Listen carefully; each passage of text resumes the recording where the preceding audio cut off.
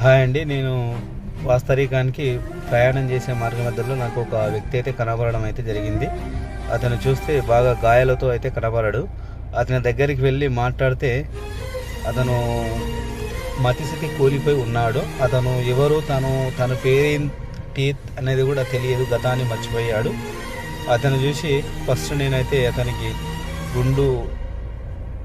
గుండు తీసి తర్వాత గడ్డం చేయడం అయితే జరిగింది. అతనితో కొన్ని మాట్లాడాను. అతను ఏది కూడా సమాధానం అయితే ఇవ్వడం అయితే జరగలేదు. ఒకసారిగా అతను చూసి బాధ అనిపించి అతనికి స్నానం అయితే చేపించి కొత్త బట్టలు తీసుకొచ్చి వేయడం అయితే జరిగింది. తర్వాత అతనికి బాగా గాయాలయ్యాయి కాబట్టి అతనికి మళ్ళీ ట్రీట్మెంట్ కూడా అయితే చేయడం జరిగింది.